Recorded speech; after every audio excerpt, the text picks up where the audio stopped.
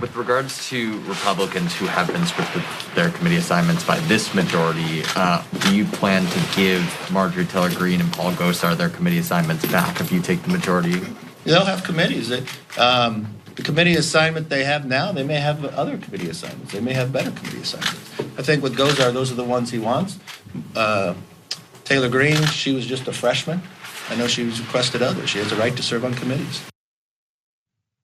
Kevin McCarthy, before he finally won the speakership, and also Republicans even narrowly won majority in the House, was promising these committee assignments back for folks like Paul Gosar and Marjorie Taylor Greene, and he has fulfilled those promises despite the fighting that went back and forth. So Paul Gosar, he got a seat on the House Natural Resources Committee. Good job, Paul. You did a lot of good work, I assume. Marjorie Taylor Greene, she's known for denying 9/11 happened and anti-Semitic views, talking about school shooters harassing folks that were victims of these types of things. She's put on the Homeland Security Committee.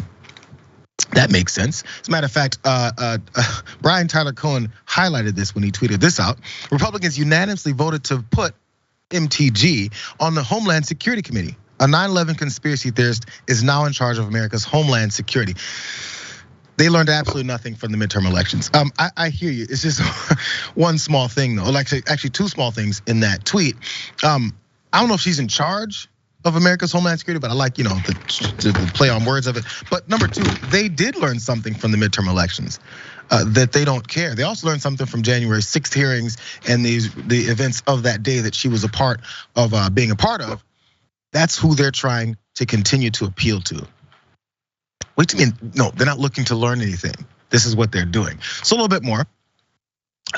George Santos, drum roll, everyone's trying to figure out where he landed, because also Kevin McCarthy was even defending his lies and his lack of reality on his resume, all the while still saying he might even get committee assignments too.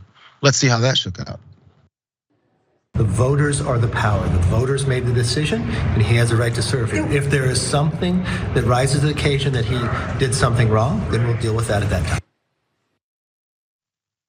Apparently, we're gonna wait till something arises and he did something that we'll have to deal with later.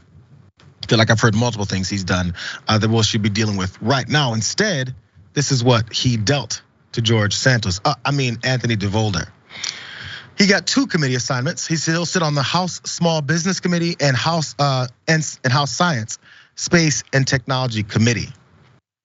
I don't know what was in his resume so long for that, but whatever was or wasn't can pop up at any moment, and he could suddenly be qualified for those positions. Matter of fact, Scott Kelly, an actual astronaut, said this about it. He tweeted this out.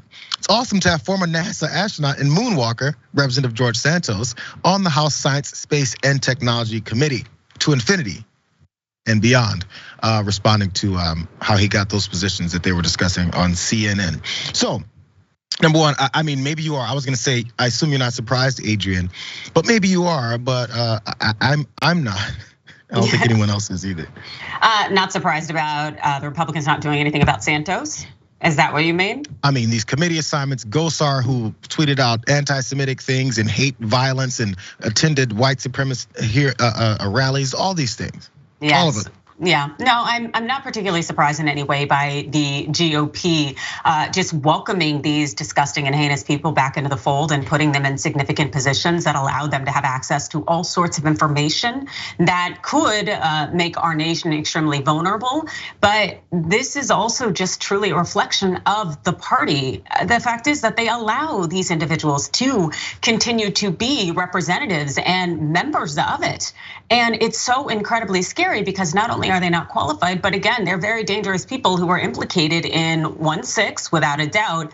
And yet, like Marjorie Taylor Greene, having access to most just so incredibly sensitive information and data. And then also George Santos, Small Businesses Committee, like his business is fraud. And the thought that he was part of a Ponzi scheme that the SEC had designated and shut down.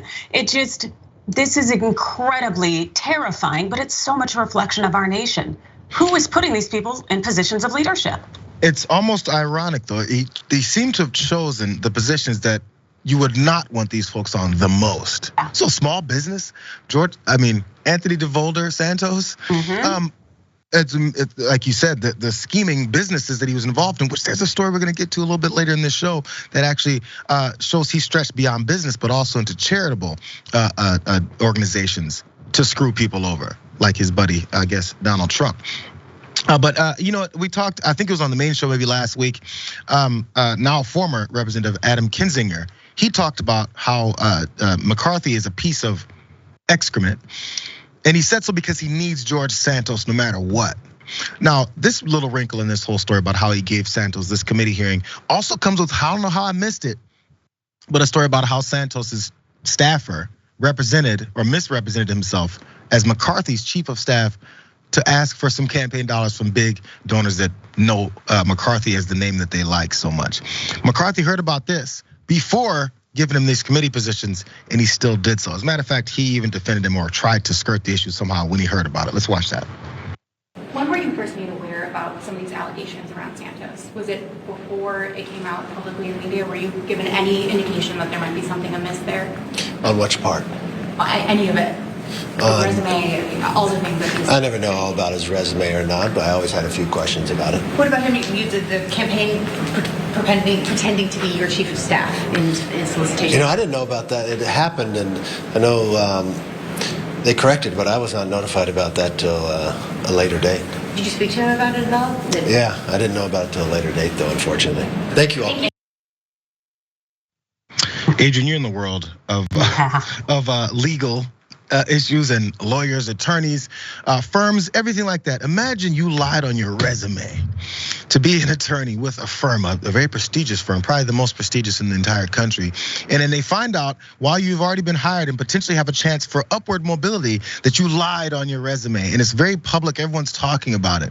And then that guy who heads the entire firm says, I mean, I heard about it and I had questions about her resume, but I decided to promote her anyway.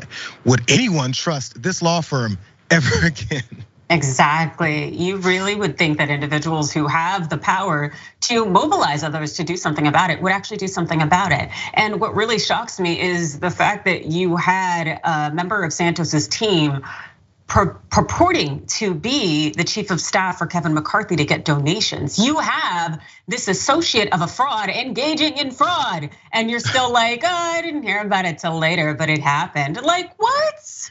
Get out of here. Things are just gonna get worse. It's, you know, and that's what I've said. Once the whole thing went down with the speaker vote and how there's all these backward, sometimes I think some animosity being brewing between these folks. The fireworks, I think, are just getting started, and also the pressure from folks who are trying to figure out what the hell they're doing just might get ramped up too. I make that comparison about attorneys and everything because there's no other job. Maybe there's a couple that you could have where you publicly talk about how incompetent you are, what you are, from hiring to resume building to having positions of power, and stand in front of cameras and go, yeah, he's a fraud, but I like him.